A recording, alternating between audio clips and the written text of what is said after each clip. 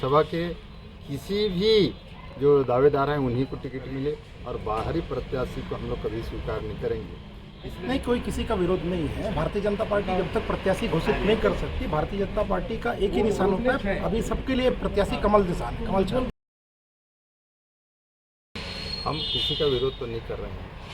जितने भी भारतीय जनता पार्टी के यहाँ अपना दावा प्रस्तुत किए हैं केशकाल विधानसभा के लिए, हम लोग चाह रहे हैं कि केशकाल विधानसभा के किसी भी जो दावेदार हैं उन्हीं को टिकट मिले और हम सब एक होकर काम करेंगे और बाहरी प्रत्याशी को हम लोग कभी स्वीकार नहीं करेंगे। इसलिए नहीं करेंगे क्योंकि हम केशकाल विधानसभा में 10 साल होने जा रहा है और 10 साल से इस क्षेत्र के लिए हर चाहे वो पोलिंग बूथ में हो चाहे शक्ति केंद्र में हो हम लोग काम कर रहे हैं और जो काम किया है उसी को किसी को भी मिले हम लोग कोई एतराज़ नहीं।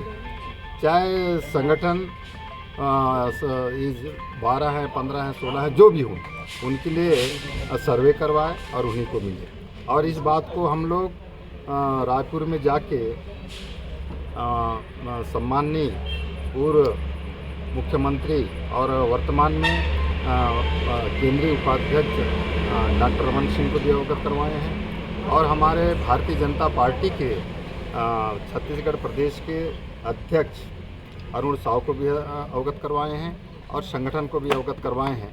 आज भी हम लोग अपने बातों पे कायम हैं। इसलिए कायम है क्योंकि हमारा जो अधिकार है इस केशकाल विधानसभा का स्थानीय प्रत्याशी होना।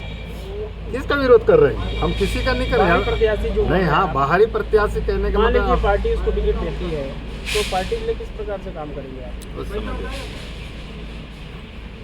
नहीं, कोई किसी का विरोध नहीं है। भारतीय जनता पार्टी जब तक प्रत्याशी घोषित नहीं कर सकती, भारतीय जनता पार्टी का एक ही निशान होता है, अभी सबके लिए प्रत्याशी कमल निशान है, कमल छाप। और जिस दिन प्रत्याशी घोषित हो जाएगा किसी की कोई नाराजगी नहीं है। चुनाव जब एक परिवार है, परिवार बड़ा होता है तो कहीं ना कहीं कुछ बातें होती हैं। उनके मन में भी कुछ बात थी, आज मुझे बुलाया गया था, उनकी बातें मैंने सुना, उनको आश्वासन दिया किसी का कोई नुकसान नहीं होगा और सब एक हैं।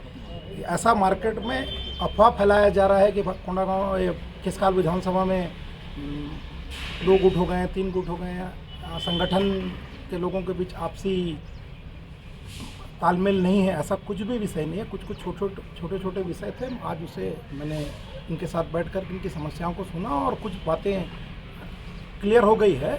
और जिस दिन भी भारतीय जनता पार्टी का प्रत्याशी घोषित हो, चाहे वो कोई भी हो, हम सबके बीच से होगा, भारतीय जनता पार्टी के परिवार का होगा और सब मिल करके भारतीय जनता पार्टी के लिए काम करेंगे और प्रत्याशी को जिता करके लाएंगे। पूर्व विधायक कहना चाहूँगी। अब मेरा ऐसा सुनने में नहीं आया सेवक नेताम जी ने क्या कहा, लेकिन सेवक नेताम जी ऐसा नहीं कहेंगे, वरिष्ठ है, पूर्व विधायक है और जिसको भी भारतीय जनता पार्टी, अभी उनको भी नहीं मालूम प्रत्याशी को, हो सकता है प्रत्याशी सेवक नेताम जी हों।